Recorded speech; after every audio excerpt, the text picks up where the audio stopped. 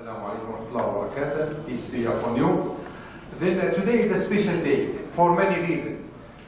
Chief of which is that our speaker today is a genuine pioneer in these courses.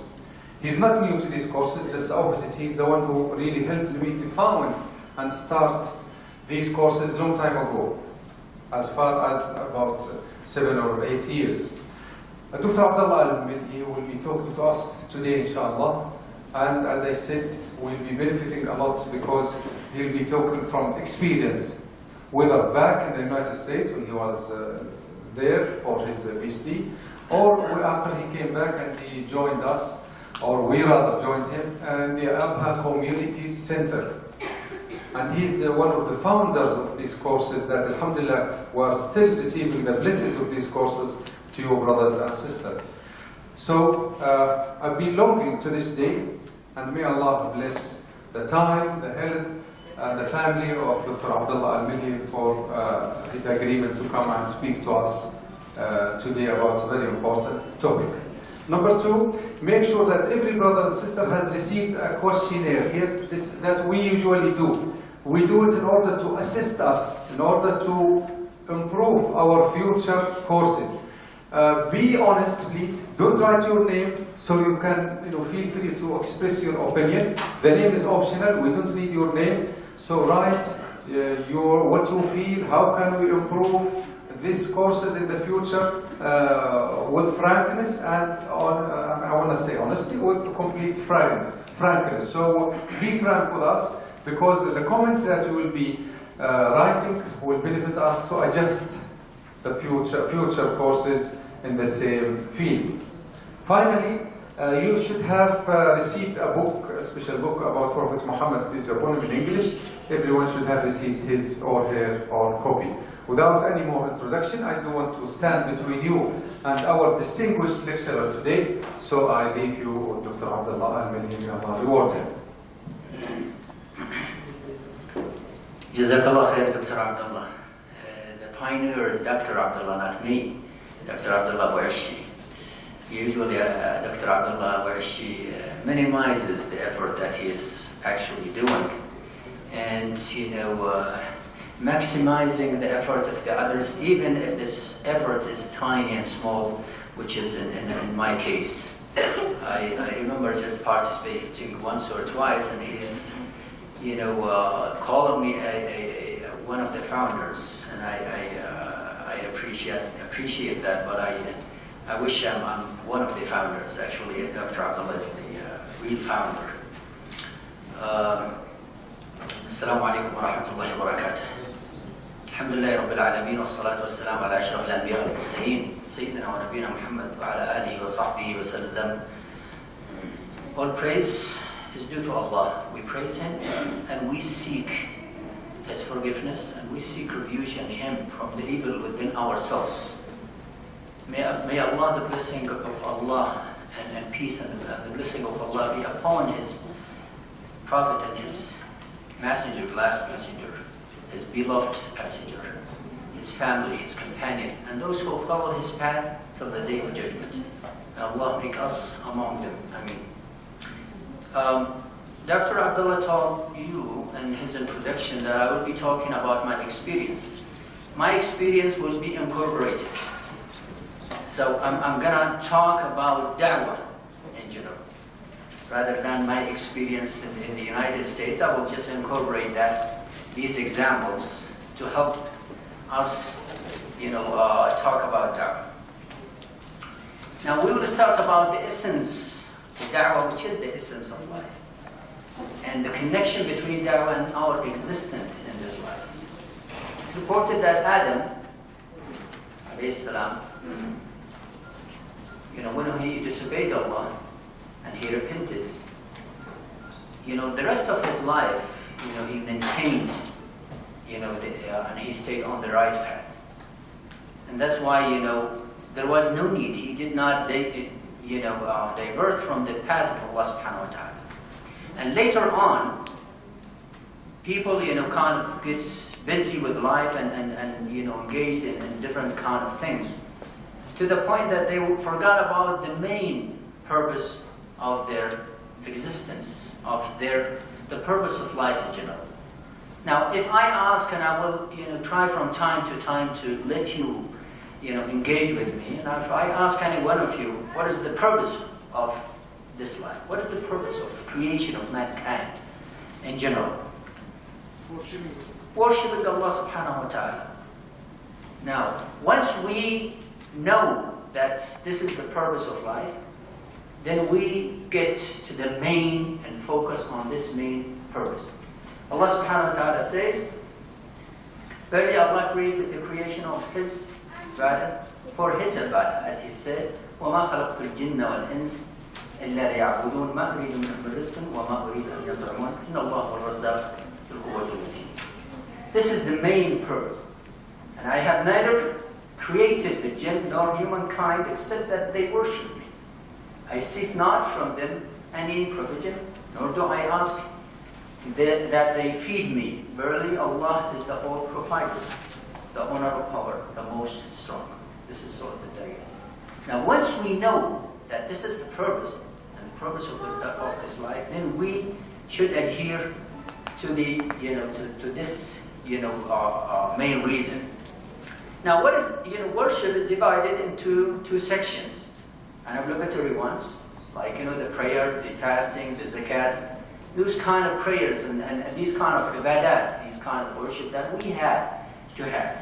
And then the rest, practice is linked to our daily activities, to our daily life, which should be actually within the umbrella of this ibadat, within the umbrella of this purpose. If you go in the morning to study, then it should be seeking knowledge in order to proceed in this life. If you go to feed your family, this is, if you just put it in the purpose of Allah subhanahu wa ta'ala, then you will be rewarded. قُلْ إِنَّ صَلَاتِي, Allah subhanahu wa ta'ala says, قُلْ إِنَّ صَلَاتِي وَنُسُكِي وَمَحْيَايَ وَمَمَاتِي لِلَّهِ رَبِّ الْعَالَمِينَ. Said, O Muhammad, peace be upon him, verily my salat, which is prayer, my sacrifice, my living, and my dying are for Allah subhanahu wa ta'ala. So everything, the whole life of a Muslim is connected with this main purpose of life, the main purpose of the creation, ibadat Allah subhanahu wa ta'ala. So, لا شريك له وبذلك أمرت أن أول المسلمين. He has no partner. Once you worship Allah, then he should be worshipping Allah alone with no partners. And of this I have been commanded, and I am the first one of the Muslims. Now, if you have any questions or if there is any point, please feel free, either the ladies, our sisters, or our brothers here, please feel free to stop me and to ask. And in order to clarify the reality of worship that Allah obligated upon His slaves, He sent messages and a few books that people come to know what is mandatory upon them in regards to their God, to know that their happiness and sorrows is interrelated with the worship and its presence or absence. So once we understand this purpose, once we understand the main purpose of our creation, once we have our life within this umbrella of this purpose, then our life is shaped. And definitely, in this sense, our life is shaped positively. We will be happy. And to know that their happiness and sorrow is interrelated with worship and its presence or absence. So, the absence of knowing the purpose, of being obedient, of following the commands of Allah subhanahu wa ta'ala, what is going to happen? The opposite. If we adhere to this main purpose, if we adhere to the umbrella of if we just focus our life, our daily activities within this main purpose, then our happiness, or we would be happy. The effect of these worships could be positive or negative depending on our acts. The disobedience, when someone diverts from the main purpose of this life, leads to a miserable life. And Allah subhanahu wa ta'ala says, and the obedience leads to happiness on the other sense. Allah subhanahu wa ta'ala says, وَمَنْ أَعْرَضَ عَنْ ذِكْرِي فَإِنَّ لَهُ مَعِيشَةً ضَنْكَ وَنَحْشُرُهُ يَوْمَ الْقِيَامَةِ أَعْمَى. But whoever turns away from my reminder, verily for him is a life of hardship, and we shall raise him up the line on the day of resurrection. Now, this is, so bad, not only in this life, but in the hereafter. Quite the opposite. Allah subhanahu wa ta'ala says, وَالَّذِينَ آمَنُوا وَعَمِلُوا الصَّالِحَاتِ سَنُدْخِلُهُم جَنَّاتٍ تَجْرِي مِن تَحْتِهَا الْأَنْهَارُ خَالِدِينَ فِيهَا أَبَدًا وَعْدَ اللَّهِ حَقًّا وَمَنْ أَصْدَقُ مِنَ اللَّهِ قِيلًا. So Allah subhanahu wa ta'ala promises those who adhere, those who follow His commands, those who obey Him, those who stick to the main purpose of this life, to be happy in this life and the hereafter. But those who believe in the oneness of Allah subhanahu wa ta'ala and do deeds of righteousness, we shall admit them to the gardens under which rivers flow, to dwell therein forever. It's not just for a day or two, forever. And Allah subhanahu wa ta'ala promise is the truth, and whose words can be truer than those of Allah. And of course, none. Now, what happens? Any nation that diverts from the path of Allah has forgotten the purpose. When people divert, being on the straight path, and then diverts little by little until you come to a complete, may Allah forbids, the person comes to a complete loss. So any nation that diverts from the path of Allah has forgotten the purpose of this creation and needs to be taken back to this path. And this is the path, actually, that all human beings, the creation of human beings, were created to know that their Lord is Allah subhanahu wa ta'ala. This is in their innateness. This is an innate thing that was biologically programmed in every human being. And Allah subhanahu wa ta'ala says, وَإِذَا أَخَذَ رَبُّكَ مِنْ بَنِي آدَمَ مِنْ ظُهُورِهِمْ ذُرِّيَّتَهُمْ وَأَشْهَدَهُمْ عَلَى أَنفُسِهِمْ أَلَسْتُ بِرَبِّكُمْ قَالُوا بَلَى شَهِدْنَا أَنْ تَقُولُوا يَوْمَ الْقِيَامَةِ إِنْ كُنَّا عَنْ هَذَا غَافِلِينَ. The rest of the ayah. And remember when our Lord brought forth from the children of Adam, from their lines, their seed, and made them testify as to themselves, saying, am I not your Lord? They said, yes. We testify. Lest you should say on the day of resurrection, verily we have been unaware of this. So every human being is actually being created knowing that the Lord is Allah subhanahu wa ta'ala, that He is His Lord, that He has to follow and He has to obey Allah subhanahu wa ta'ala. Now, it needs to be reminded of this innateness. People who divert, any nation, not only a nation, a society, a single person who diverts from Allah, from the straight path, from the main purpose, from this innateness, needs to be reminded, needs to be taken back to this, innateness back again. فَأَكُمْ وَجْهَكَ لِلدِّينِ حَنِيفًا فِطْرَةَ اللَّهِ. This is the innateness of Allah subhanahu wa ta'ala. Allah subhanahu wa ta'ala has created, all human beings with this innateness, with this positive innateness. فَأَكُمْ وَجْهَكَ لِلدِّينِ حَنِيفًا فِطْرَةَ اللَّهِ الَّتِي فَطَرَ النَّاسَ عَلَيْهَا لَا تَبْدِيلَ لِخَلْقِ اللَّهِ ذَلِكَ الدِّينُ الْقَيِّمُ وَلَكِنَّ أَكْثَرَ النَّاسِ لَا يَعْلَمُونَ. So, sit your face towards the religion, which is the Hanif. Worship none but Allah subhanahu wa ta'ala. Okay? With which He has created mankind. No change, let there be in khalq. Okay? That's the straight religion, but most of men know not. Why do people get off the right path? Anyone? Yes, please. You have someone very much of more than a chick. You have someone more than a chick. As Christians love Jesus and proclaim Allah. Okay, this is one thing. But once we start dwelling in something minor, something that is, for example, you said, you love someone more than you love Allah subhanahu wa ta'ala. As you said, the Christian love towards Jesus, right? Now, so people tend to forget and tend to divert, and we have two reasons. One is the passing of time. Why the passing of time? During the life of Prophet Muhammad ﷺ, it was clear the revelation was going and was descending. And, the people were guided. The Prophet was there to tell them. So the passing of time, that people will be afflicted with ignorance and become surrounded by negligence and distractions. Nowadays we have a lot of distractions. So many things that distract us from focusing on the main purpose, focusing on the right, focusing on obeying Allah subhanahu wa ta'ala. So, and distractions which divert them from learning the religion or following the acting and upon it. Now, what is the second reason? Anyone? Nafs, shaitan. Shaitan, correct. Shaitan, he made it, he promised actually when Allah subhanahu wa ta'ala kicked them out of the paradise. The story of Adam. He came to Adam, whispered, and convinced him to eat along with Eve from that tree.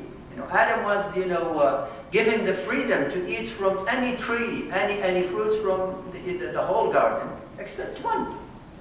And that's the shaitan took this chance because he was cursed by Allah subhanahu wa ta'ala, and he was cursed for a reason.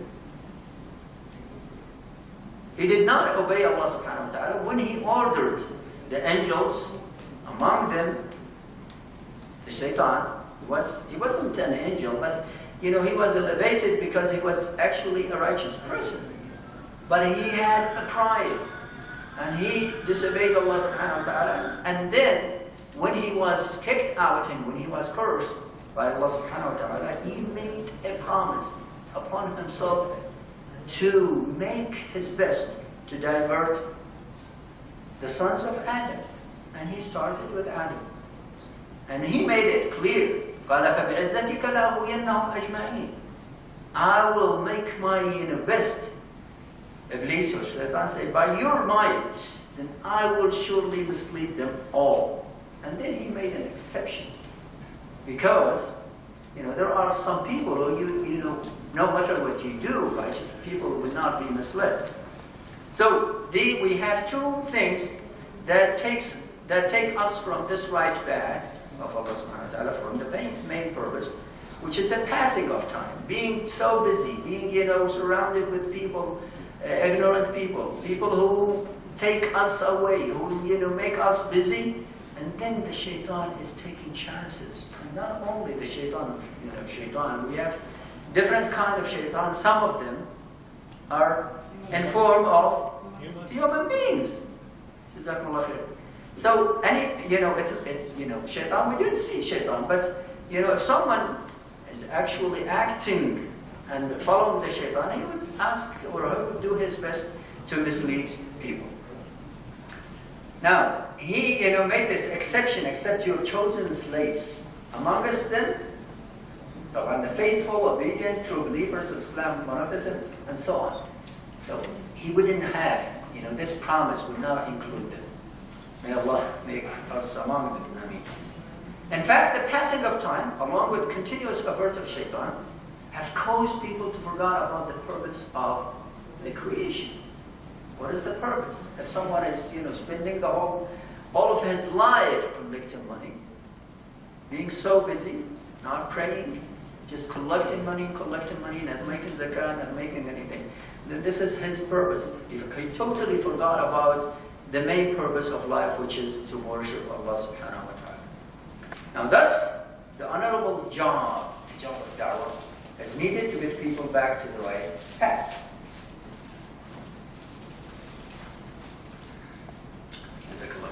So Muslims and non-Muslims alike need to be reminded of the purpose of the creation. And some people will say, well, da'wah is for non-Muslims, which is not true, right? If you think that just da'wah, we are making da'wah to non-Muslims, then we are actually not understanding the real da'wah, because da'wah is for Muslims and non-Muslims. As someone we need. وذكر فإن الذكرى تنفع المؤمنين. We need to be reminded constantly in order to get back. There are a lot of distractions that distract us, family-wise, our jobs, our wealth, so many things that distract us. So it is for both, for non-Muslims and Muslims. So the da'wah that we are talking about is the same message of all prophets and messengers of Allah. What is this message? If we're saying that da'wah, our da'wah, is the message of all prophets and messengers of Allah, what is this message? Just worship Allah. To worship Allah, this is worshipping. It's not worshipping because, the kuffar at that time, they used to worship idols to what? To get them closer to Allah. This is how they believed. So they were associating idols or people, figures, along with Allah subhanahu wa ta'ala, and this is not accepted. So to worship Allah alone. Now, قل هذه سبيلي أدعو إلى الله على بصيرة أنا ومن اتبعني وسبحان الله وما أنا من المشركين. This is my way. I call to Allah with sure knowledge, and I and whoever follows me, and glorified and exalted is Allah, and I'm not from mushrikeen, those who associate partners with Allah.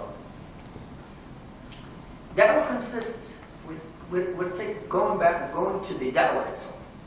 Now when we are talking about da'wah, da'wah consists of three main parts. Anyone? Anyone wants to share? So we have the message first. So the message. And then the one who calls to Allah subhanahu wa ta'ala. And then the last one? The one who is called. The one who is being called. So this is I tried to summarize this. Maybe somebody would say, well, there are certain things involved. No, I agree with you, but these are the main three parts. So the message, the one who carries this message, and the one who is being invited, or the one who is being called to Allah subhanahu wa ta'ala. So the previous introduction was necessary to establish a clear vision of da'wah. If we know that da'wah is just mainly and essentially that we call people to Allah subhanahu wa ta'ala, to worship Allah subhanahu wa ta'ala, and that people, and this is the main purpose, and that people actually divert some by passing of the time, and also by the shaitan, then we know that this is a clear vision. We know that the main purpose of the da'iyah nowadays is the same as that of previous prophets, peace be upon them all. But before talking about the pillars of da'wah, let's look at da'wah from another angle. What is this angle? What if there is a pronoun here, I forgot it, but what if we fail to convey the message of Islam? Definitely we'll have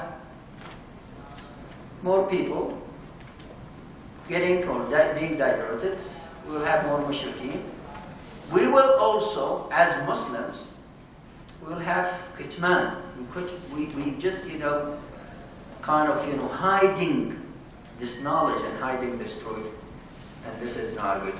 So, spreading the word of Islam is not an option. We talk about it. This is not an option. We got to do it. We got to have this da'wah, which is an obligation upon everyone of us.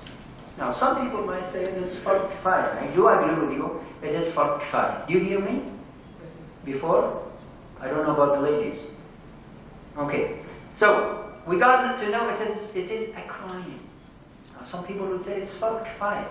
But what if you have someone and you know this person is going the wrong way.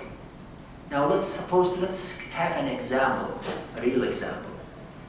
If you meet a driver and there is a kind of a bridge in the road, and this bridge collapsed. And somebody is heading from the other direction and you meet him. Now we will definitely try to warn him, this driver, because there is a real danger.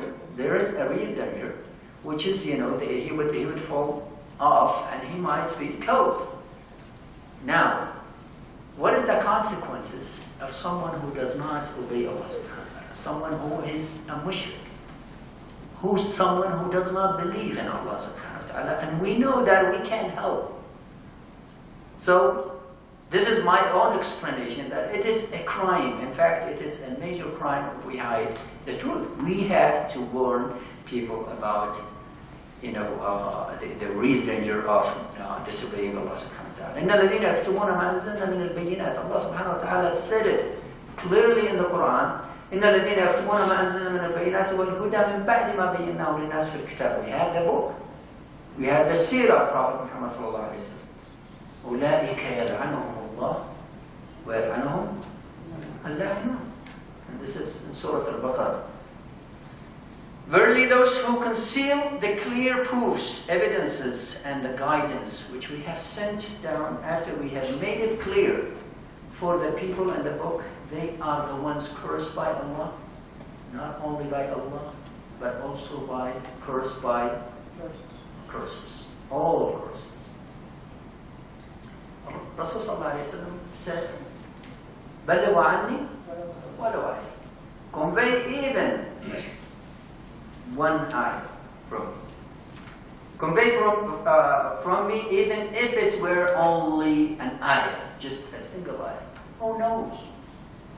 Who knows that, this ayah might be actually a lead, like a starting point for someone to investigate, to dwell, to look for, and to search for the truth, even if it's just one single ayah. He, sallallahu alayhi wa sallam, also said, may Allah eliminate the person who hears my sayings and retains it and conveys it as he heard it. And it may be that the person who is told has more understanding than the one who has heard it.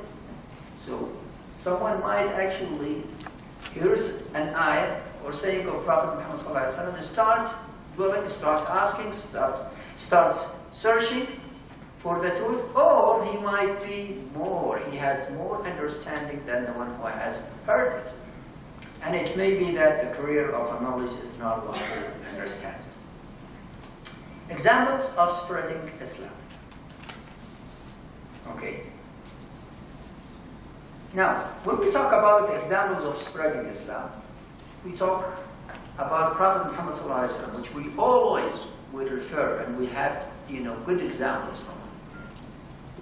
In every occasion, he struggled. His da'wah was, secret for a number of years, and then he took it until the last day. He was trying to lead and to guide his people. Now we have also afterwards the Sahaba, the companions of Prophet Muhammad sallallahu alaihi wasallam, who spread Islam beyond Medina al-Munawwar. And we have, and until they reached, Spain, China, by the merchants. So those understood actually the responsibility being laid upon them, on their shoulders, and they tried to spread the da'wah of Islam. Now, let's go back to the pillars of da'wah. The message.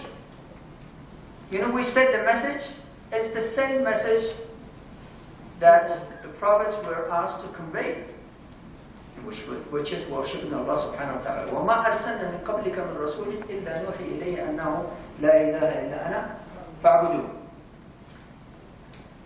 And we did not send any messenger before you, but we revealed to him that La ilaha illa ana, none has the right to be worshipped but Allah subhanahu wa ta'ala. So worship me alone and none else. So this is the message. لَقَدْ أَرْسَلْنَا نُوحًا إِلَىٰ قَوْمِهِ فَقَالَ يَا قَوْمِ اعْبُدُوا اللَّهَ مَا لَكُم مِّنْ إِلَٰهٍ غَيْرُهُ إِنِّي أَخَافُ عَلَيْكُمْ عَذَابَ يَوْمٍ عَظِيمٍ. This is the same message of Prophet Noah. Okay? The same message. Indeed, we sent Noah to his people, and he said, "Oh my people who worship Allah, you have no other ilah, God, and I prefer ilah." You know why? Other than God, the term God. Anyone knows why? People can be female. Yeah, can be female, can be plural, can be. But you know, Allah subhanahu wa ta'ala, when you say Allah, then you know there is. So I prefer Allah subhanahu wa ta'ala, I mean Allah rather than God. But him, none has the right to be worshipped but Allah. Certainly I fear you, the torment of a great day. So this is the message that you know conveyed by this is Allah subhanahu wa ta'ala is summarizing the message of all prophets, and we are talking about you know about 300 plus messengers or prophets and about 124,000 Nabi, right? So we have you know a lot of messengers and Anbiya. وَلَقَدْ بَعَثْنَا فِي كُلِّ أُمَّةٍ رَسُولٍ. Every nation we have sent a messenger. أَنْ يَعْبُدُ اللَّهَ وَاجْتَنِبُوا الطَّاغُوتَ. And verily we have sent among every ummah, community, nation, a messenger proclaiming, worship Allah alone and avoid all false deities, you know, etc. Do not worship taghut beside Allah subhanahu wa ta'ala. Keep it simple. This is the message. Some people are trying to make it, you know, complicated. We ought to make it, you know, as da'ah, we ought to make it super simple. That's it. You know, worship Allah subhanahu wa ta'ala. This is the main idea. If we get people to testify that La ilaha illallah, there is none worthy of worship but Allah subhanahu wa ta'ala. I bear witness that there is no, you know, ilah but Allah subhanahu wa ta'ala. Then we get him to the right path. And Prophet Muhammad sallallahu alaihi wasallam, you know, he tried. You remember the story when he visited his neighbor, the Jew neighbor? He had a dying son. The son was on the deathbed. And he tried his best to make him say, La ilaha illallah. You know, his father knows that it was the truth. But, you know, out of arrogance, you know, just, you know, the Jews are, you know, arrogant people. But he finally said, Ata' Abul Qasim. Obey Abul Qasim. Say La ilaha. And he was saved, mashallah. Prophet Muhammad sallallahu alayhi wa sallam, you know, I heard the story last night. A man came, an Arabian man, heard of Rasulullah sallallahu alayhi wa sallam. And he rode his camel and approached Medina. Prophet Muhammad sallallahu alayhi wa sallam was outside Medina with his menorah, along with, you know, a number of his companions. And this man came and he approached him. He said, I'm looking for Abul Qasim. Meaning Prophet Muhammad sallallahu alayhi wa sallam, Prophet, peace be upon him, said, I am Abul Qasim. I heard something about you. What is your message? What is the essence of your message? What are you calling people to? So the man said, the Prophet Muhammad sallallahu alayhi wa sallam, I'm calling people to worship Allah alone. I want you to testify that La ilaha illallah. None worthy of worship but Allah subhanahu wa ta'ala. He testified. وَتَشْهَدُ أَنِّي رَسُولُ اللَّهِ. And testify that I am the messenger of Allah. The man said, I testify. And that's why he came to me. He heard about this, you know, problem. It was said that, you know, because of the long travel and the lack of food for both the man and the camel was so weak. The man is still riding because the camel is still standing. The camel kind of, you know, he moved and he stepped on a hole and fell down. The man fell and the camel kind of fell on his head. Prophet Muhammad sallallahu alaihi wasallam asked his companion to go and, you know, rescue. And he told them right away, rescue what? Your brother. Because he testified. he made the shahada. Okay? They came to the Prophet and said, they found him dead. And they approached Prophet Muhammad sallallahu alaihi wasallam and told him that he died. Prophet Muhammad sallallahu alaihi wasallam kind of ignored them and walked away. And then the second time, and he did the same thing 3 times. And they, "O Prophet of Allah, the man died." And said, I run away 3 times because I saw angels, descending from heaven with fruits from the garden, because this man was so hungry. So the first thing is to feed him. Just because of what? Testifying that no one, no God, no deity worthy of worship but Allah subhanahu wa ta'ala. Muhammad is his messenger. So keep it simple. We're just trying to make it so complicated. And people kind of, get diverted. Once if we were talking about, Islam is spreading Islam, we're trying to make, everyone the best example. If we get people to make these essentials right away, then this is what we need. Okay, so we make it simple and we just focus on the main issue, which is a message. Then the caller, the da'i, the one who makes the da'wah. First, this is an honorable job. You know why? Yeah. This is the job of prophets, all prophets. And this is an honorable job. This is very honorable job. And Allah subhanahu wa ta'ala says, وَمَنْ أَحْسَنُ قَوْلًا مِمَّنْ دَعَى إِلَى اللَّهِ وَعَمِلَ صَالِحًا وَقَالَ إِنَّنِي مِنَ الْمُسْلِمِينَ. And who is better in speech than he who says, "My Lord is Allah," and then stands firm and invites to Allah and does righteous deeds and says, "I am one of the Muslims."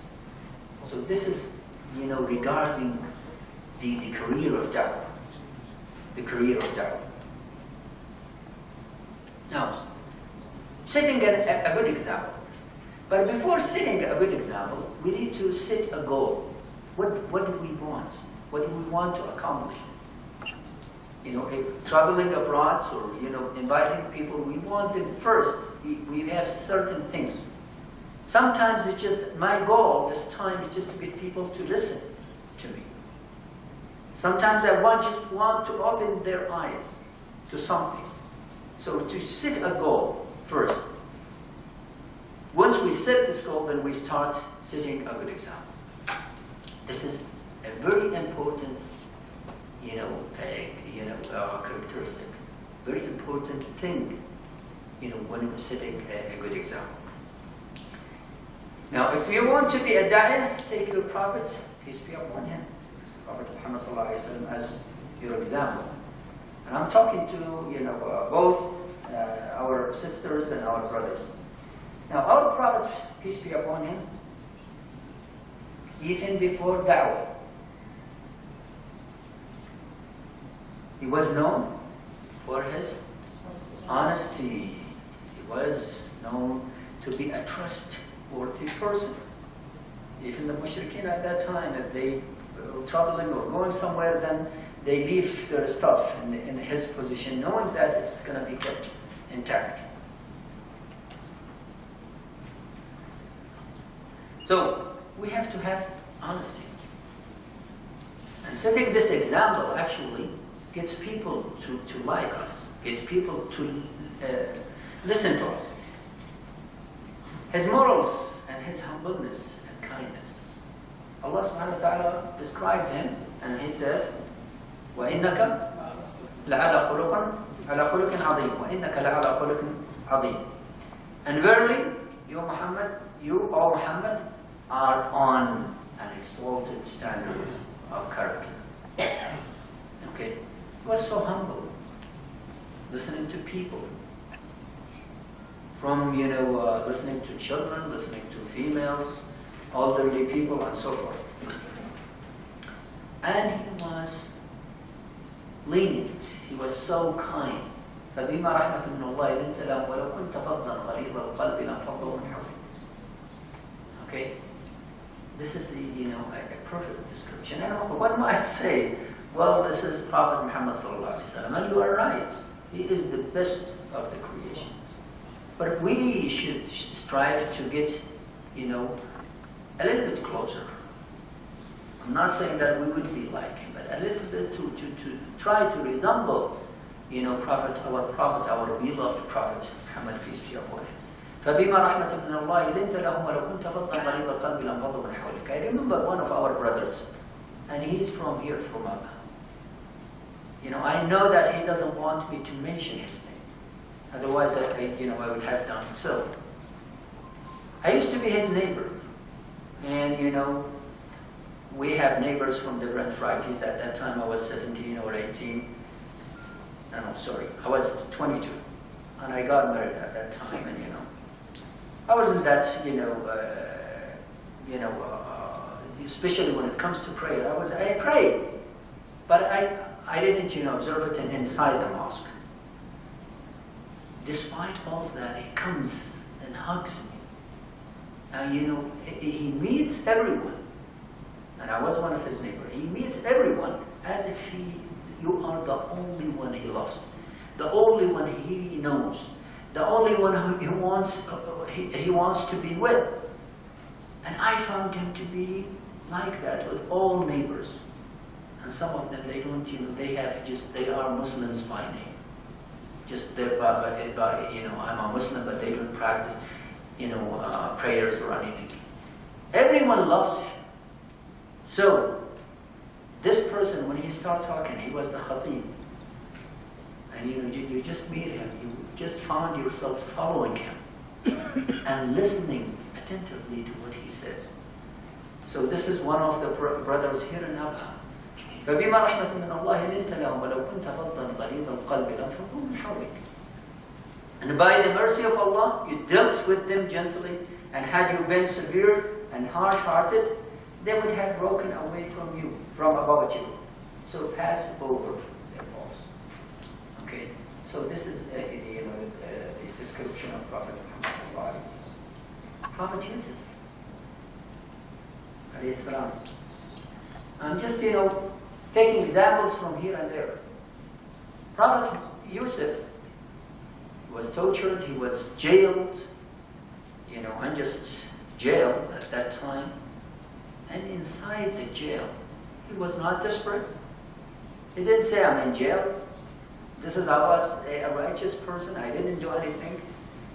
The wife of Aziz actually, tried to seduce me. And I was, instead of, punishing her, I was the one who was being punished. Inside the prison, he adhered.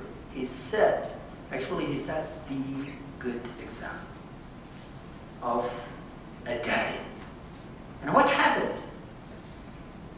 You know the story of those two men who asked him to interpret their dreams. وَدَخَلَ مَعَهُ السِّجْنَ فَتَيَانِ قَالَ أَحَدُهُمَا إِنِّي أَرَانِي أَعْصِرُ خَمْرًا وَقَالَ الْآخَرُ إِنِّي أَرَانِي أَحْمِلُ فَوْقَ رَأْسِي خُبْزًا تَأْكُلُ الطَّيْرُ مِنْهُ نَبِّئْنَا بِتَأْوِيلِهِ. What? Why Yusuf? Definitely there were so many prisoners, right? Yes. He wasn't alone. But Prophet Yusuf, peace be upon him, set a good example. Inna naraka min al-muhsinin. And there entered with him two young men in the prison. One of them said, verily, I saw myself in a dream pressing wine. The other said, verily, I saw myself in a dream carrying bread on my head, and birds were eating thereof.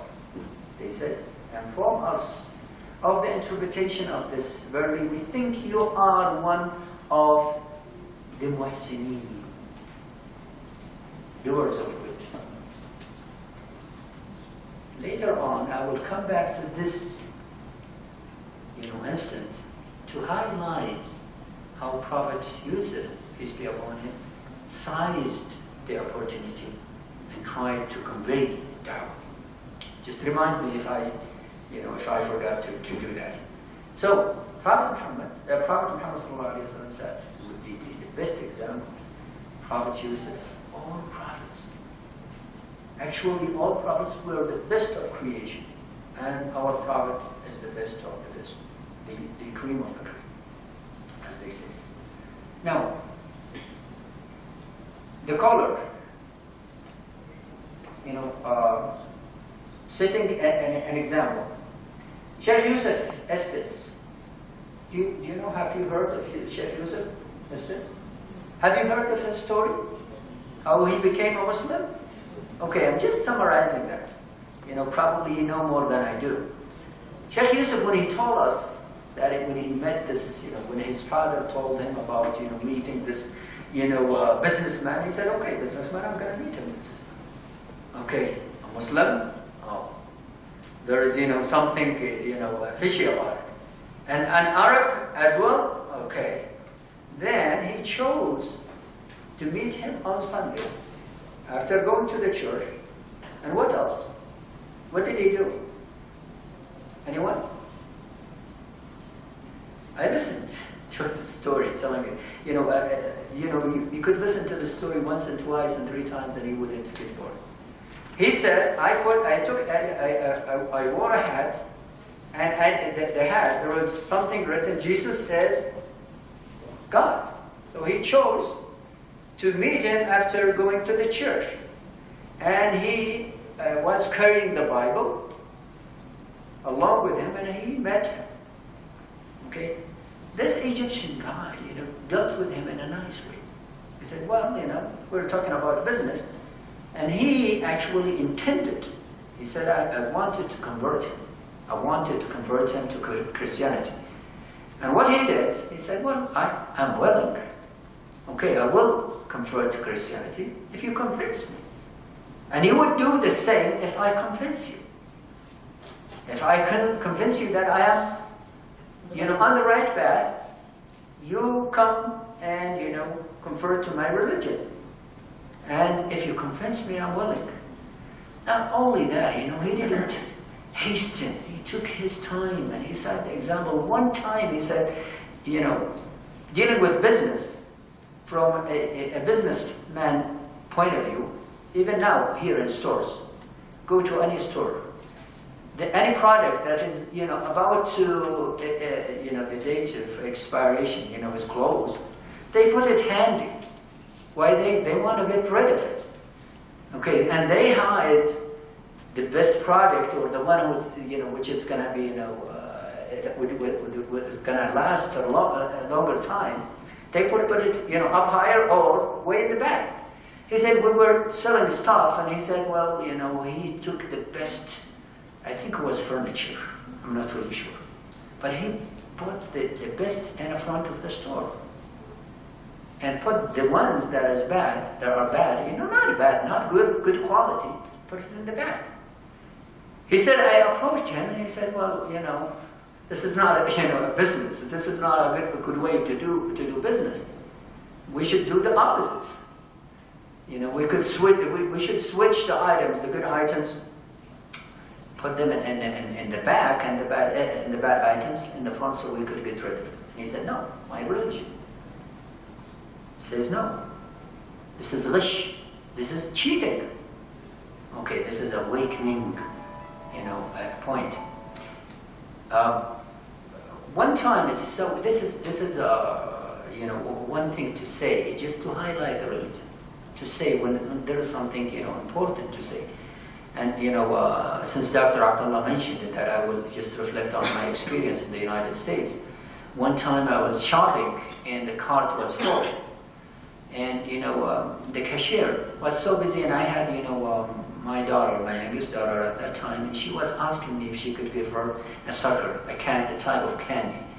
And she forgot about the payment. She thought I already did. Okay, and I passed, and I said, okay, I didn't pay. And she said, thank you. She started thanking me, and the one who was behind her said, if it were someone else, he would let it go. And I said, no, because I'm a Muslim. Okay, so this might, inshallah, let the cashier and the others to think about Islam, that, even though, I could have taken the items without payment, but it is not, allowed in my religion. So this is the story of Sheikh Yusuf's story. Of course, I did not finish because it's a long story, you know, to the point that, you know, he was convinced that now he is, mashallah, a da'i. Now, being firm, Prophet Muhammad sallallahu alaihi wasallam, during the period of da'wah and during the worst time, not the worst time, the hard time of da'wah, Quraysh was, you know, were, you know, torturing him, were, you know, forbidding him from da'wah, and, you know, he was lonely, the people, he had not a lot of Muslims at that time.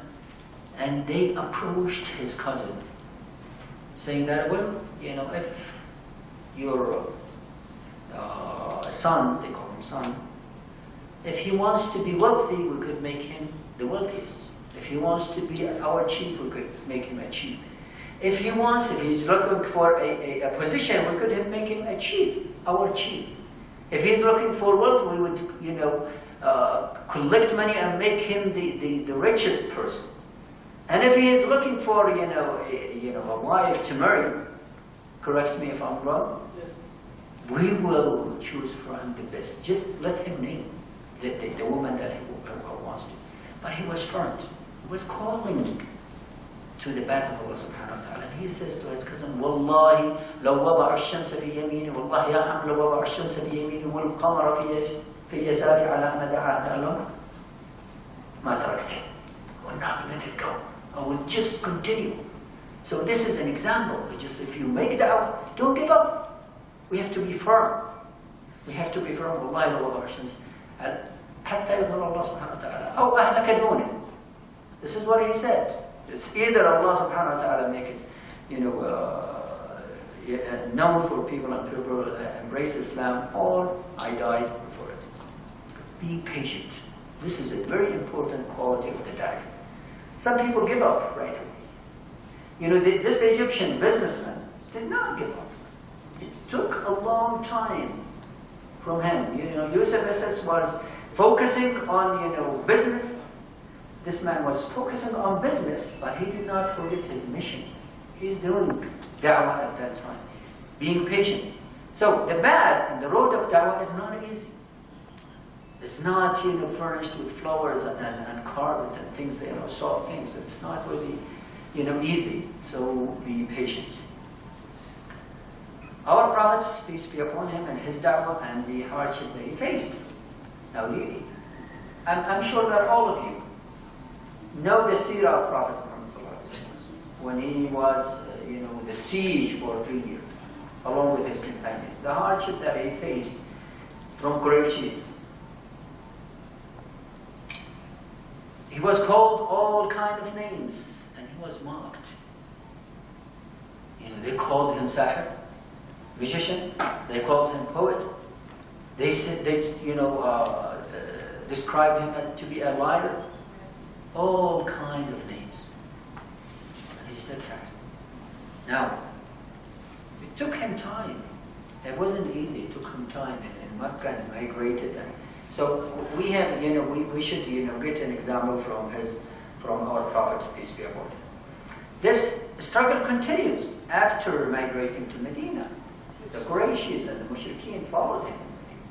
They tried to make Ahzab, you know, Ghazwat Badr, Ghazwat Uhud, Ahzab, so many things. They, you know, the Jewish people in Medina, so many things. Seeking the rewards from Allah subhanahu wa ta'ala.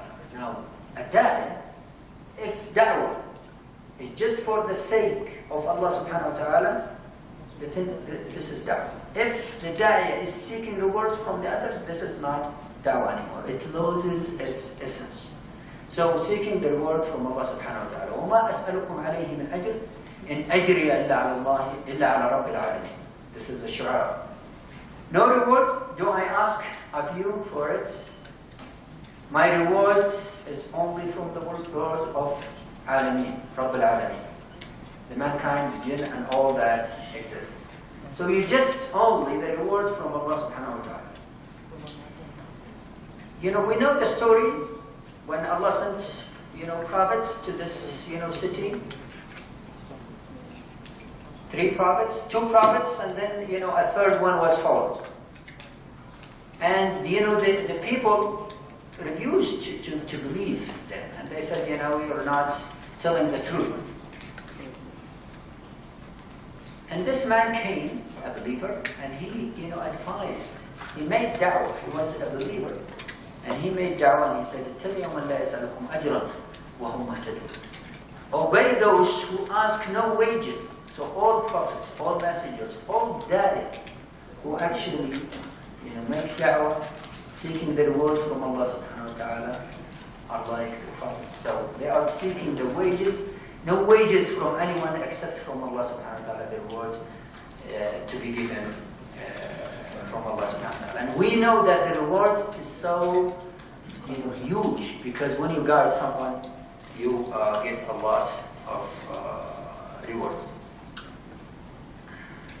Now, Rasulullah when Quraysh, offered them the money and offered them the position, offered them to marry,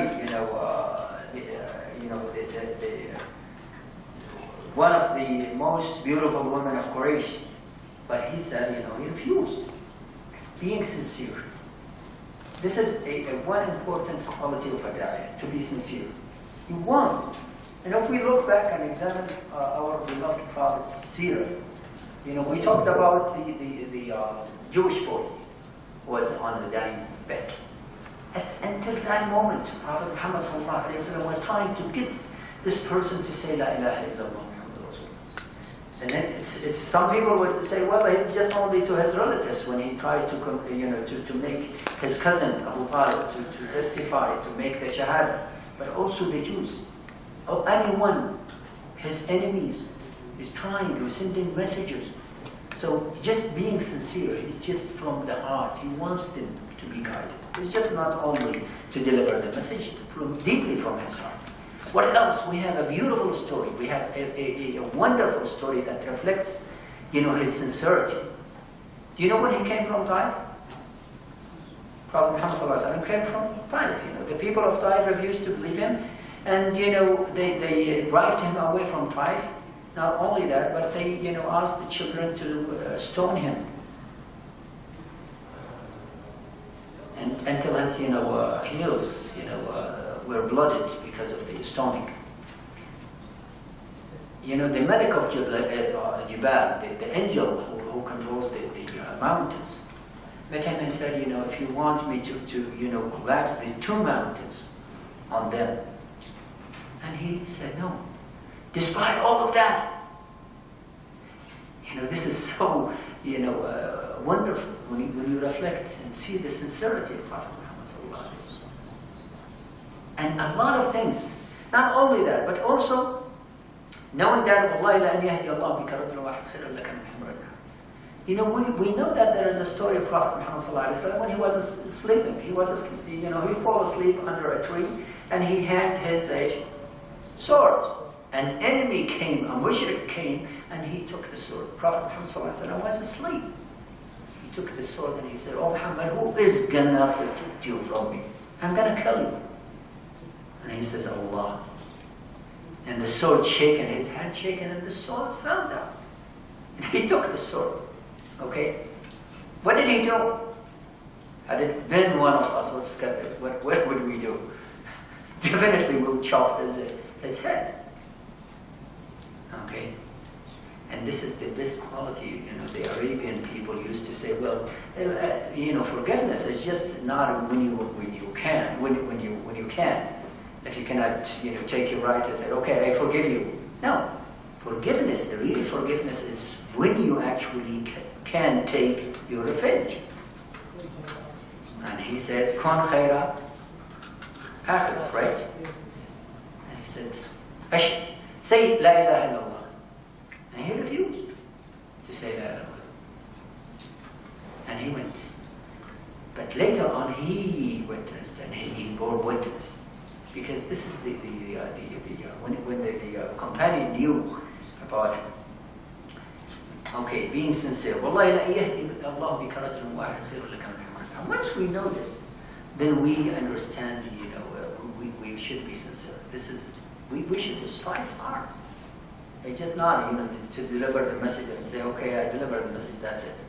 The story of Prophet Muhammad after returning from Taif, we talked about it. Now, he or she always seeks Allah's help. Now, definitely, we are. When it comes to Allah's help, we are always and constantly in need. Now, in da'wah, this is the most important thing. We are always in need of Allah's help when it comes to da'wah. We should seek Allah's help. We should make, supplications to guide people. Whenever we approach someone, we should be sincere and we should seek Allah's help. Okay. Now since we talked about the message, and definitely there are so many characteristics and so many things to talk about the da'iyah. This is just only a major characteristics, major attributes of da'iyah. So I'm kind of skipping the others because I know the time is a little bit limited and we want to allow some time for questions. Now the one who is being called or invited, there is a missing spelling here or a word. The one who is being called or invited to Islam. Now, knowing your audience, it is very, very important to know your audience. If you are approaching someone, you should have some knowledge about it. It's just not, approaching people without no knowledge about it. At least we should collect some information about those we are intending to invite to Islam. They are Christian, from a Christian background, we should know. If they are from, Jewish background, we should know. Hinduism, a Muslim who's been a Muslim but being diverted, then we should collect and know our audience. It's like a physician finding out about his patient. Now imagine, a patient coming to a physician, entering his room. The moment he sees this patient, he starts writing the prescription without examining him, without knowing what is going on, what is his condition. Definitely, this guy or the patient would not listen to him. More importantly, whatever medication is being prescribed, definitely would, if not giving the negative effect, it will not help this patient because he was not been examined. Mu'adh ibn Jabal's story. Prophet Muhammad ﷺ told us when he sent Mu'adh to Yemen. What did he say? You're coming to people of the book, so they have knowledge. They have knowledge about Allah subhanahu wa ta'ala. They have a book. So you approach them and you ask them to testify that there is no God but Allah subhanahu wa ta'ala. Once they say that, and Muhammad Rasulullah, so these are the pillars of Islam. These are the main message. So knowing the people, if you come to a group of farmers, if you come to a group of children, then you got to find out more about this audience. Once you collect, you have some idea what is their background, what is their thinking, have they been to a Muslim country, have they read about Islam, what is their mentality. Approaching a physician, it might be different from approaching a student, from approaching a physicist. Now, a physician, I was visiting a physician in Ann Arbor, Detroit, in Michigan. Along with a friend of mine, he asked me to go along with him. He had, his daughter was sick. And not sick, but she had, vision problem. She was examined by a physician, and he was describing to us in real details how we look at a person, how this picture is being reflected and, being upside down, and, later on it becomes upside down, and, so complicated, like, a Yule calendar. After I translated to my, friend, I said, well, I just looked at this physician, I said, well, doesn't that ring a bell in your mind? You're approaching a physician.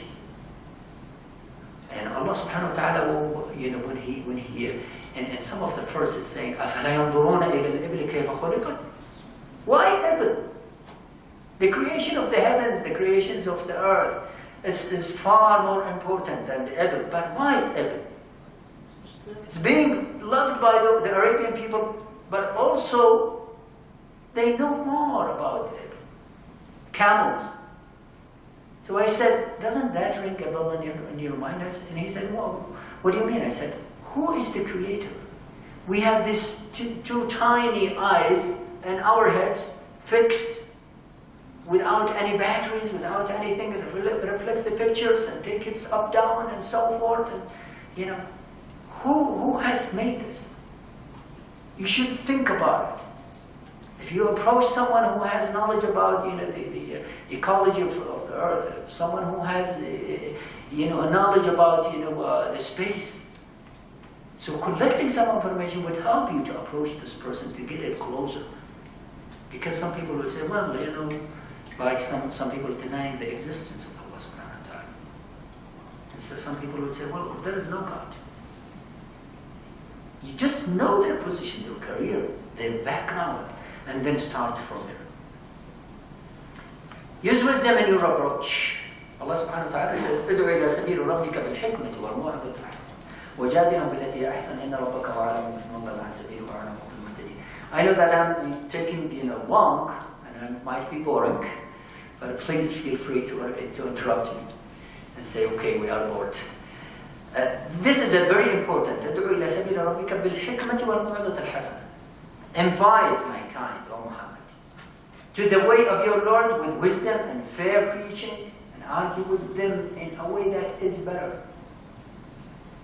Okay? Truly your Lord knows best who has gone astray from his path, and he is the best aware of those who are guided.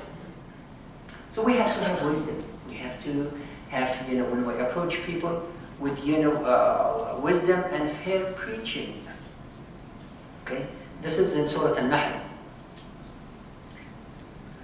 Once we know this, we, you know, focus on the approach itself. And as I told you, you know, collecting some information, and we come to people and, you know, approach them in a fair preaching, and just not, you know, arguing and shouting, and, you know, just listen to the people, let them talk, let them, you know, let it go, whatever they believe. Allah subhanahu wa ta'ala, when he sent Moses and Harun to Fir'aun, اذهب إلى فرعون. He said, subhanahu wa ta'ala, اذهب إلى فرعون إنه طغى فقول له قولا لينا لعله يتذكر ويخشى. Now I just, you know, I forgot to underline طغى, transgressed. All boundaries. He claimed to be the Lord. He claimed to be God. Okay? And Allah subhanahu wa ta'ala says, فَقُولَ لَهُ قَوْلًا لَيِّنًا لَعَلَّهُ يَتَذَكَّرُ وَيَخْشَى. Maybe Brother Yusuf, I think he did the presentation last week. We were talking about da'wah, and he said, well, I disagree with, you know, approaching people kindly, because I came from, you know, the United States, and you don't know what is their background, you know. Uh-huh. Yeah, I think he mentioned that. Yes. I firmly, yes. I think what he was trying to say better, that some people, they don't understand except one language. That's just a limited amount of people, a small amount of people who you try first with wisdom and fair preaching, and in the end, they don't understand except one language. Yes, yes, I do agree. It's a small amount, probably a very, very small amount, a very small percentage. No, I do. I love him. I love Brother Yusuf. I love him. There is no doubt. I'm just, you know, highlighting this because this is Allah subhanahu wa ta'ala. This is Fir'aun. Yes, this is Fir'aun. This is Fir'aun. He claimed to be God. Now, listen to the second ayah which will come. And go, both of you, we're talking to Moses and Harun, for verily he has transgressed to Fir'aun all boundaries, and speak to him mildly, in order that he may accept admonition or fear. This is Surah Taha.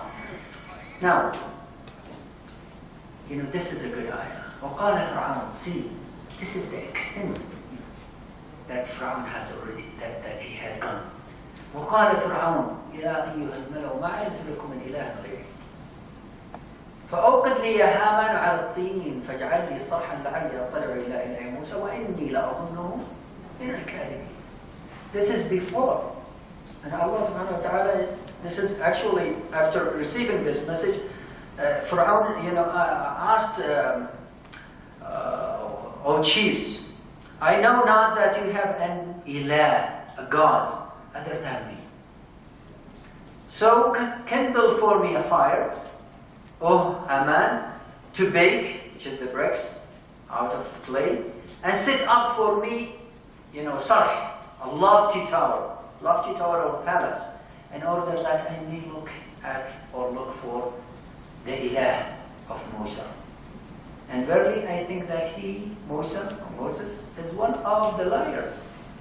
And Allah subhanahu wa ta'ala, this one who claimed that, he says, well, ما علمت لكم من إله غير. This is the extent that he has gone. And Allah subhanahu wa ta'ala, when he sent Moses, he said to speak to him kindly. Okay, the story of the one who believed, and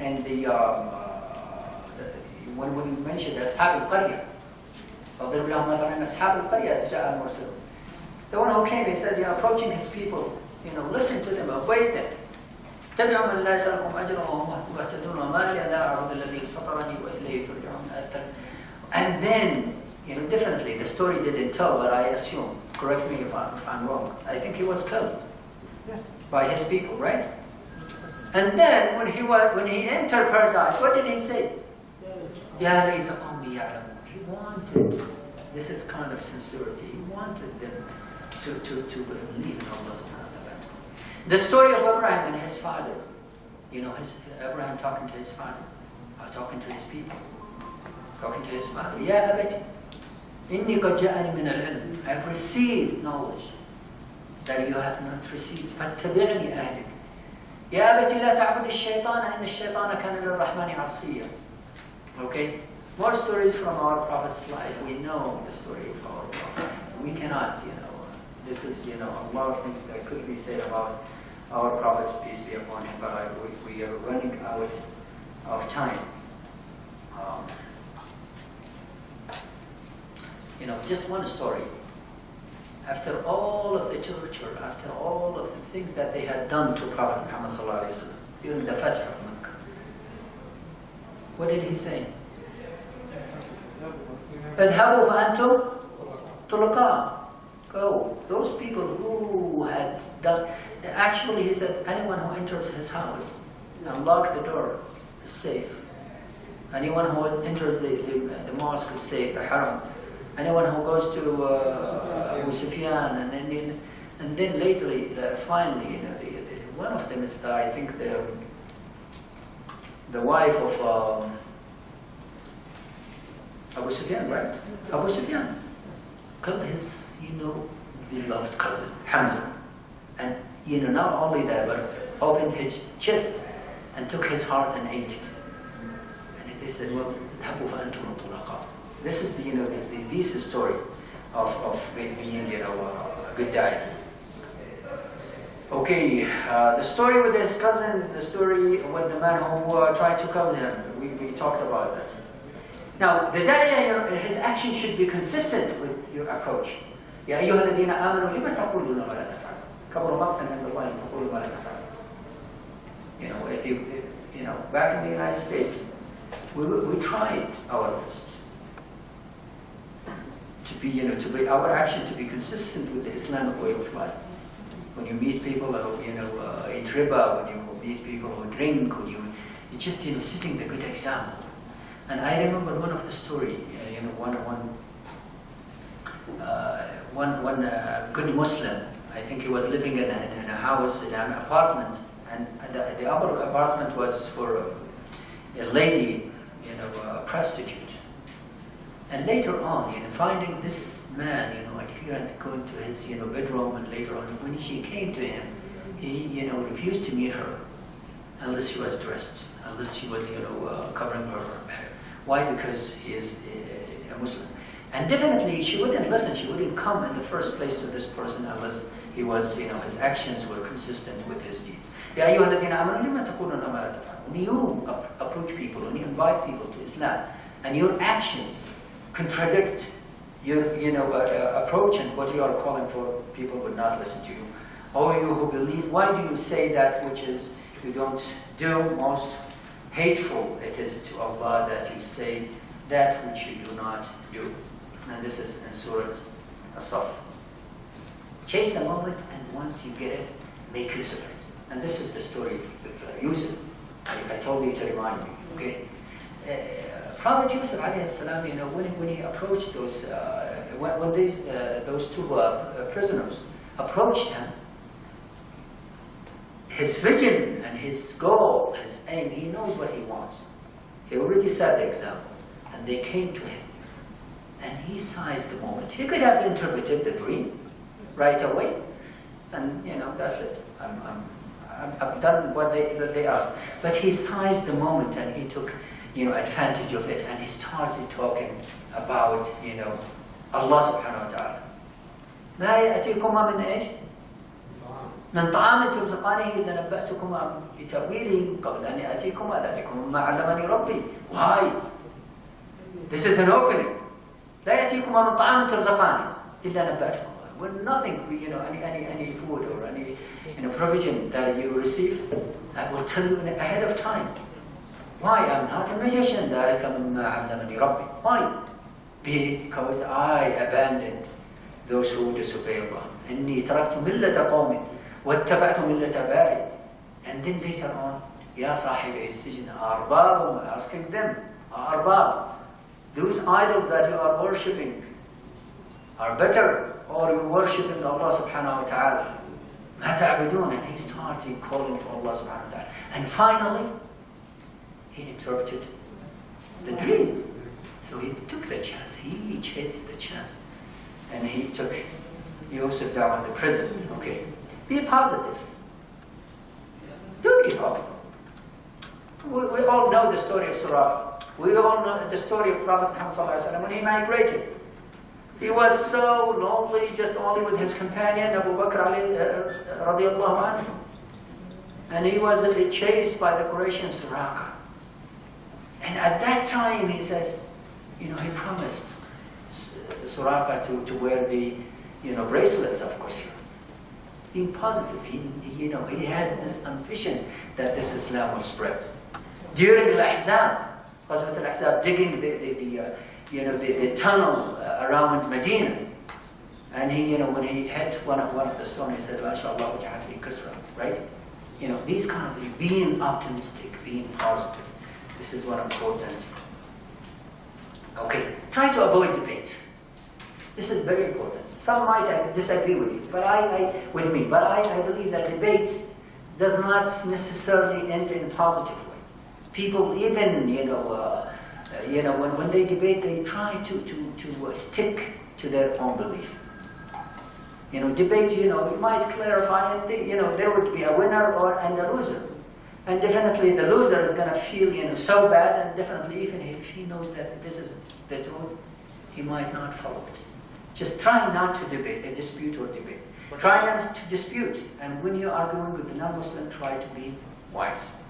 But Allah says, "Jadilhum billati hi ahsan." Sorry. Allah says, "Jadilhum billati hi ahsan." Jadilhum billati hi ahsan. Now, I will give you an example.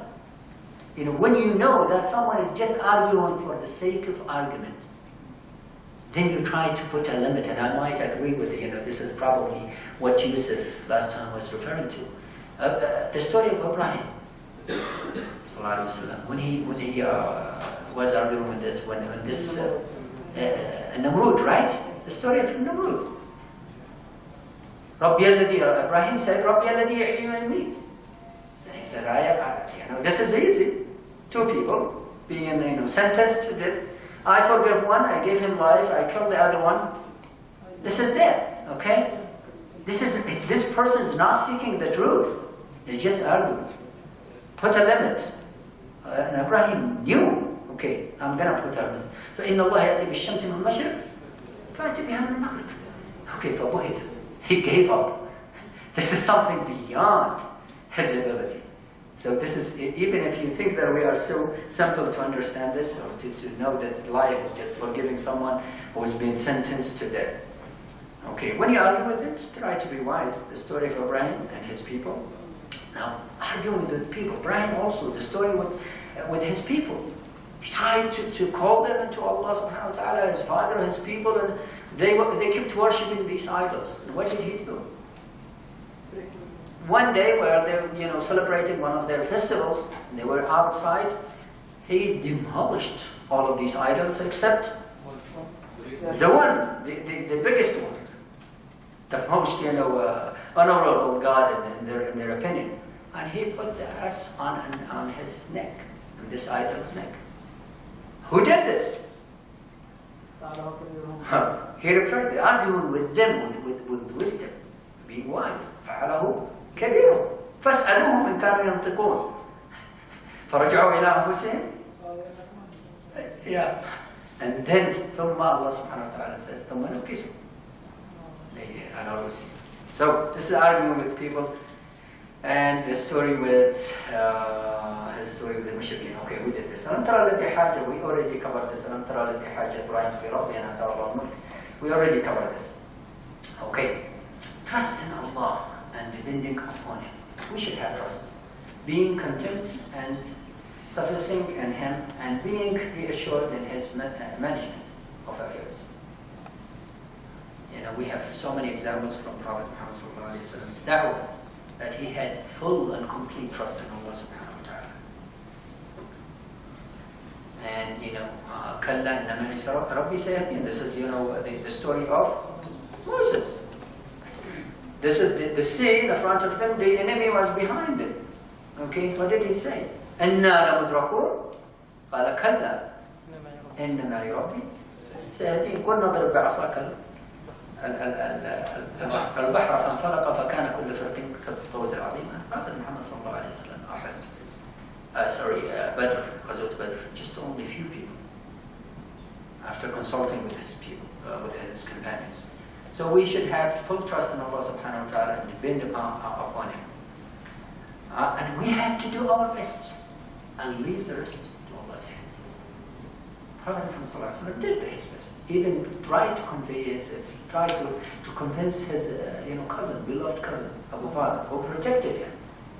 Amen. Okay? And he doing your best. It's just when we do our best and leave the rest of it at Allah's hand. Okay. Retreating to Allah in all times by abundant supplication and oration. He should seek His help. We should seek His help, or we should seek His help, the Da'iyah. And then that Allah grants him tawfiq and enable him to perform correctly. Okay, the need to follow up. I'm going to conclude with this, and I will open the door. I think we still have about 5 minutes. Now, the need to follow up. Some people believe, and I had this experience back in the United States. We had presentations inviting people to Islam, and once they are guided, okay, then we leave. Now it's like taking someone, taking a baby from his mother. You used to feed him and just say, okay, you are on your own. Now I teach you how to eat. You are on your own. The consequences could be really bad. Either there is an exit. We have 2 doors. One, that people enter Islam, but we don't need it. Actually, Muslims are abundant. We have huge Muslims. I think over 1 billion Muslims. There is the other exit that people leave from the other door, or quite the opposite, or more dangerous. There are some people who are just hunting. Back in the United States, there were people, Shi'i people, taking them, okay, to halaqah, to dhikr. They're Muslim. Okay, what's the difference? I'm a new Muslim. I don't have any knowledge who is actually real Muslim. What is the difference? I'm just still a new convert. Okay? And those people take him and mislead him. So we are making a big mistake if we don't follow up. أقول قولي هذا وأستغفر الله العلي العظيم لي ولكم. And I seek your forgiveness for this kind of long presentation. And I open the floor for any questions or follow-ups or comments if you have. Jazakumullah khair. Let's start with the male section. Yes? Any comments? Okay, from the female section? Yes, please. I want to know the line or the gap between being patient and not to dispute with non-Muslim. Okay, yeah, Jazakallah khair. She wanted to know what is the difference between being patient and not to dispute with the non-Muslims. Being patient is just don't expect the outcome very soon. This is one thing. And the other thing is just, being patient is to know that there are bumps and there are obstacles, there are hardship, there are torture. You would find a lot of difficulties in the road of da'wah. This is your calling to the path of Allah subhanahu wa ta'ala. And, anyone who calls unto Allah subhanahu wa ta'ala, calling people to the right path, should expect this kind of hardship and difficulty. Being patient as a Muslim as well. When you embrace Islam, it's not going to be easy. Someone who embraces Islam, his family definitely would cause him a lot of, difficulties. They might, even cause his wife or the husband, the wife or even the husband to divorce the other. You might lose your wife or you might lose your husband. Now, disputing with others, when you dispute, you just try not to argue. What I mean by argument, unless you have the knowledge and basic and solid knowledge to argue with those people. When Abraham, confronted Namrud, he had this, huge and abundant knowledge. Now, disputing and arguing with the people might, usually when you confront someone not in the right way, trying to convert him, to try to lead him to the right path, the opposite happens. He's trying to be a defensive. Yes. Did I answer your question? Yeah, just, disputing, people would arguing, and I'm referring also to the debate. Yeah. The second question, if this non-Muslim is not interested even in his own religion, can I consider one of the tasks of the caller to make this uninterested person to be interested? Sometimes, is it a good target for the caller to focus on a person who is not even interested in his own religion? Oh, yes, definitely. Everyone who is not a Muslim is a target. And not a target in the sense of, we just want to run. We want him we want this person to benefit from this, the guidance of Allah subhanahu wa ta'ala. When you say target. Now, so many approaches could be taken. And I was, we have this technology. I'm so amazed and fascinated by the information and the methods and tapes and videotapes that, that are there. Okay, and I browsed the Islam House and so many things. One of the things is approaches. Let's say that you're someone who does not believe in Allah subhanahu wa ta'ala, and you want to approach him, and you just want him to wonder, just want him to ring, to ask a question, to start reading. Just to give him an invitation or something, a letter. Let's say that this is a scholar, my teacher, okay? And I'm trying to invite him, I'm trying to find the best way, okay? I would probably choose a topic, an Islamic topic, and I said, okay, I would make mistakes here and there. I said, okay, could you please edit this? This might, Allah subhanahu wa ta'ala might, help, might guide this person, might, might be a starting, might be a trigger of this innateness, because back there, and usually if you are in a plane or a ship, Allah subhanahu wa ta'ala said it. فَإِذَا رَكِبُوا فِي الْفُلْكِ دَعَوُا اللَّهَ مُخْلِصِينَ. This is the innateness. They would come. If there is a turbulence and the airplane is going up and down, the first thing they would say, look up and start worshiping, start praying. Okay, so you just were trying to trigger. And as I said, to investigate, what is his background?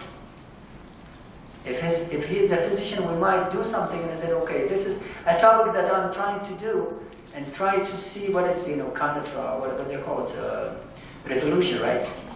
Is it the revolution? Evolution, sorry, the evolution. An architect, would say, okay, help me out. I want to understand how, according to the evolution theory, how this building is being, made this way. I just make this room a mess, and I said, okay, B. And this is the evolution. This is the need. We need, this building or this, hall to accommodate such people. So I'm saying that, in order to approach a certain person, you should investigate. You should find out what is his or her background. Try to find the best way possible, a letter, an invitation. You might invite this person to your house. Now, every kind of people has a different way of approaching. Yeah. So, my expectation this course will find a curriculum. Curriculum means steps for approaching every kind of people. For example, the religious Christian, what is the steps? The non-religious at all, what is the steps? If you excuse me, I was listening, I think it was, his name is Bilal or something. He answered this question, he said, there is no way, specific way, a magic way. You need to find out this person. You might find this person is having fun and entertainment. You might find some person who has a temper. You have to understand this person to find out more about him or her, and then try to find an approach in the right way. Any more questions or comments? Yes, please. Jazakumullah khair for the lecture. It was very nice, mashallah. About approach, just restating the point that you mentioned here, how important it is. There was somebody from England who went to Spain as an example, and he basically had a questionnaire asking about what they believe happiness would be to non-Muslims. He went to 10 policemen, and there was one of them was the head, so it was 11. And the head was an Indian, a Hindu, but he was working in Spain as the head of police in one particular area. The 10 policemen, they wrote down what they wanted to, from life to become happy, what they thought happiness was. Then he explained how Islam would give this happiness. They became Muslim. But the Hindu, he never became Muslim, so what he did, he said, look, what's the problem? Is there a problem with information? So on. No, it's all correct what you said. What you said is all correct. I accept it, but I can't become Muslim because I'm a Hindu. If I go back, I'm going to get in problems. I'm a Hindu. That's just the way it is. So this professor, I think he's a professor now, and he said, okay, we're going to leave tomorrow afternoon. Come tomorrow morning to our hotel. It's just over here for breakfast. Please come, yeah, if you can. It's open for you. So next day he came, and he said, okay, he started finding out about it, asking him, so, where are you from and everything. Eventually he got to the issue that he's a Hindu. He said, okay, do you have a mother and father? Because he knows that the Hindus have burned their parents, especially the elder son. He said, I'm the elder son. So he said, okay, so what happened, when your parents died? He says, oh, my mother passed away last year, so I had to be the one who burns my mother, and it was so sad. He asked him, okay, how did he feel about that? It's so sad. So he got to his emotion, to his heart, and eventually said, look, if your mother was a Muslim and you was a Muslim, then you wouldn't have done that. So would you like that for your children in the future? And your brothers and sisters? So think about it. He got up, he was very angry, it looked like he was angry, he left, he came and they said, what happened there? We're going so well, there's a big problem. After 2 hours he came back, changed his clothes, took a shower. He says, I didn't want to come over here and, in my usual clothes. I took a shower, changed my clothes, and I wish to become Muslim. So he became Muslim. So it's like you mentioned, that finding out information from the person through the discussion first of all about their life, and then getting right to the heart of a certain turning point. and seeing if that works, just playing around with it a little bit. Yeah, Jazakallah khair for bringing this story. Have you heard of from Pakistan or India? His name is Khan. He's in the United States. Big Da'iyah. His last name is Khan. Ahmed Khan? I don't know. No. Well, anyway, his story. Huh? Zaki Khan? He's talking about Hinduism. No, I'm talking about something else, finding what is the right way to approach it. He was telling his story. He's a Muslim, his parents were Muslim, but he was not practicing Islam at all. And one time in the dorm, in the university, he found someone, hanging a flyer, for an activity for a Muslim association in the university.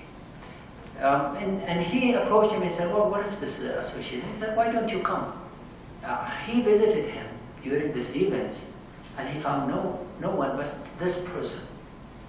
Now, he said he did not say anything. He was praying and he was taking me back home because he didn't have a car. One time he said, during the Maghrib prayer, he said, well, do you mind if I stop and make prayer? Okay, he said, well, yes, but I'm a Muslim, I'm going to pray with you. Now he said, the moment I entered the masjid, the moment I made the ablution and made the prayer, and seeing this brother, sincere brother who offered me to take me by his car, being patient with me, did not ask me about my background or why don't you pray and so on and so forth. And now he said, from that moment on, I made, a promise that I would not leave praying. And he studied Arabic. And I'm going to get his full name. And he studied Arabic. Now he's teaching Arabic. He said, well, in order to understand Arabic, the Quran, I have to study Arabic. And he studied Arabic. And believe me, wallahi, he is much better in Arabic than any Arabic speaker, including me, when he makes translation. I mean, he is a big guy, mashallah, by the help of this person. This is a Muslim. But he wasn't practicing Islam. It's just Islam by name. And we find so many people, some people we met, and they said, well, what is your career? From, Jordan or from somewhere else? Well, I had a liquor shop. This is so, it's so sad. It hurts your feeling. Do you know what is the concept? Well, yeah, I'm not drinking it. I'm just selling it. Now, do you know that you are cursed? The one who drinks it, the one who carries it, the one who serves it, the one who asks it out, so it's just to find the right, time, the right moment, the best possible way of approaching, as you said, getting into the heart of triggering this innatness. Jazakumullah khair. Thanks for listening. Yes? One-man show, it is a teamwork. Yeah, you're right. In your whole lecture, one aspect was missing. Prophet ﷺ, from first day onwards, his move was an organized way. So, importance of organization in Dawah. I think this is... Yeah, you are right. Jazakallah khair. I missed this part. I came over it, and you're right. You share, your knowledge and the share, you're sharing the knowledge of others. So it is important. You're saying there is an element, missing from my presentation, which is it's saying that the Dawah is a teamwork, and he is right. I cannot agree more with you. You're right. Jazakallah khair.